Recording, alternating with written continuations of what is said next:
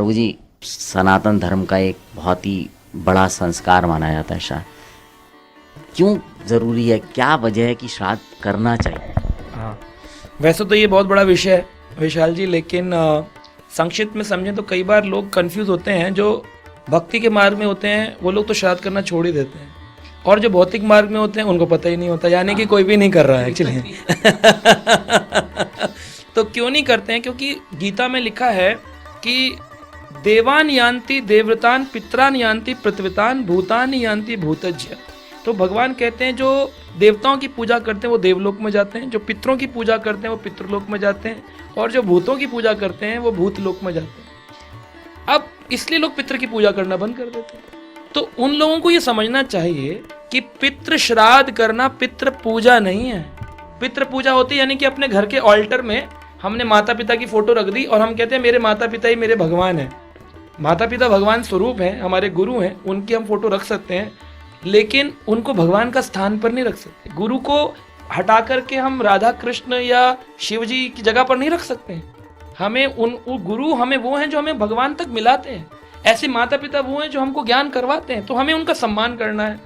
तो ये पितृ पूजा अलग चीज है, श्राद्ध अलग चीज है। श्राद्ध क्या है? श्राद्ध श्रद्धा से आया, फेथ, श्रद्धा। जितनी माता पिता के प्रति श्रद्धा है, बोले जीते जी माँ मांग रही थी पानी दे दो, तो बोले अभी टाइम नहीं है बाद में दूंगा, और अपने ऑफिस चले गए। श्रद्धा ही नहीं थी। जिसको जीते जी श्रद्धा नहीं थी वो मरते पर्यंत क्या श्रद्धा करेगा? क्या ही श्रद्धा, अगर वो करता भी है तो वो औपचारिकता है। श्रद्धा मतलब है श्रद्धावान होकर के श्राद्ध किया जाए। श्राद्ध क्या है? अब प्रश्न उठता है। जीव आत्मा ने शरीर छोड़ा, शरीर छोड़ने के बाद 11 महीने के अंदर वो यात्रा करके अपने निर्णायक स्थान पर पहुंची, जिसे बरसी कहते हैं। अब बरसी का जब दिन आया तो उसमें निर्णय होगा कि अच्छा किया कि बुरा किया, कि पाप किया कि पुण्य किया, वो निर्णय होगा। निर्णय होने के बाद में यह डिसीजन लिया जाएगा कि इसको नर्क जाना है कि स्वर्ग जाना है, कि पुनः पृथ्वी पर जाना है कि वैकुंठ जाना है। ये सब नियम डिसीजन लिया जाएगा। तो जब चित्रगुप्त आदि बैठ कर के यह नियम, ये डिसीजन लेते हैं, तो उसमें इतनी जल्दी तो होता नहीं। भारत में भी अगर देखें, एयरपोर्ट पर जाते हैं तो हर फ्लाइट टाइम पर नहीं आती, 3-3, 4-4 घंटे का वेटिंग बना रहता है। तो वेटिंग स्टेशन, अब भीड़ लग जाएगी ना चित्रगुप्त के सामने, तो उन्होंने एक वेटिंग स्टेशन बना दिया, जिसका निर्णय नहीं हो पा रहा, अभी वेट करो। तो वेटिंग स्टेशन को पितृलोक कहते हैं। नर्क अलग है, स्वर्ग अलग है, और पितृलोक अलग है। तो पितृलोक जो है वो वेटिंग स्टेशन है। जिनके निर्णय नहीं हुए वो सब वेट कर रहे हैं। तो बोलते कितने काल तक वेट करना पड़ता है? हमारे उनको मरे हुए तो 4 साल हो गए। अब वेटिंग काल कितना भी हो सकता है।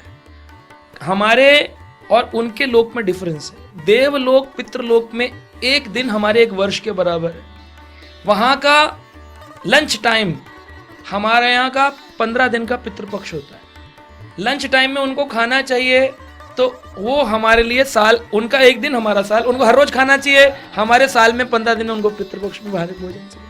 आप कहेंगे अरे वो कौन से लोक में, आप कौन से लोक में, कैसे खाना पहुंचेगा? बोले आपका बेटा अमेरिका पढ़ने गया है और उसको पैसे की जरूरत है। आप कहते बेटा मैंने बैंक में पैसे डाल दिए, तुम निकाल लेना। डालते हैं यहाँ पर किस रूप में? रुपये के रूप में।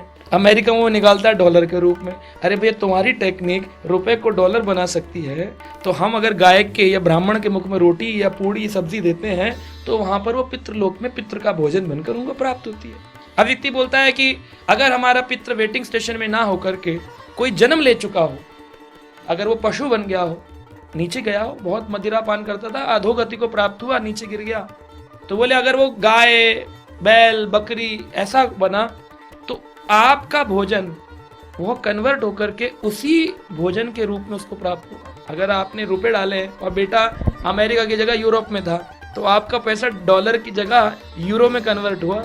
अगर दुबई में था तो दिरहाम में कन्वर्ट हुआ।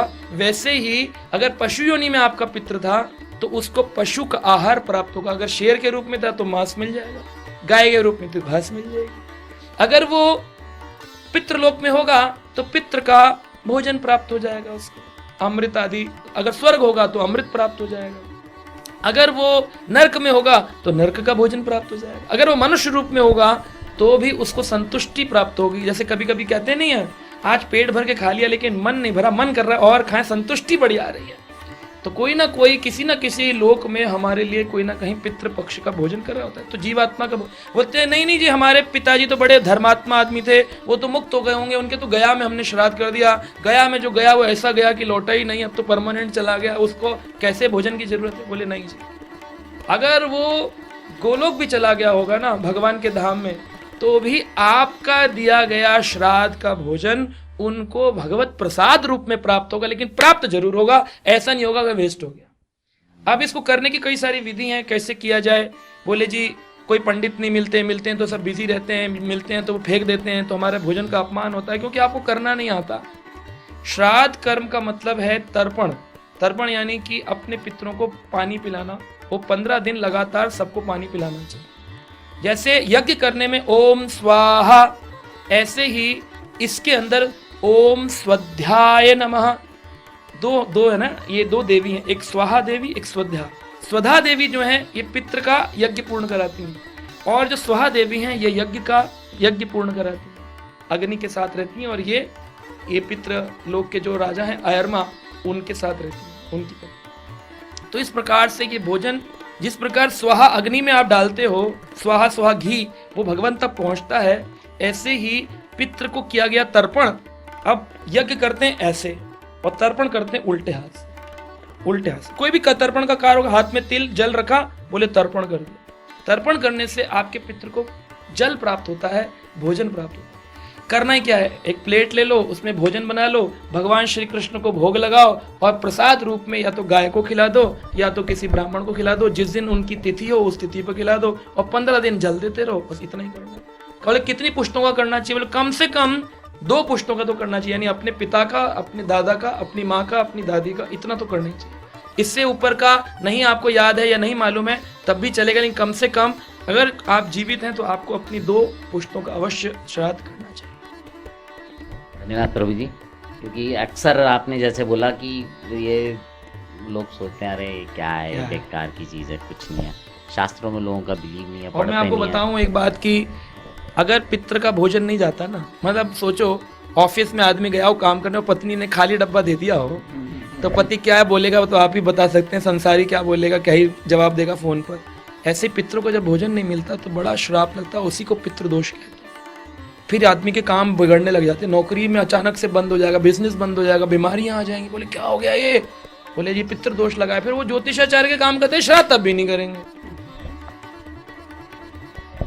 तो व्यूअर्स, आपने सुना ये जो हमारे सनातन धर्म में कस्टम्स हैं वो बहुत ही मतलब सोच समझ के हैं, और वो हमने किसी ने नहीं बनाया, वो शास्त्रों में लिखी हुई चीज़ें हैं, और अगर जितना संभव हो उनका पालन कीजिए। अब आपसे विदा लेते हैं।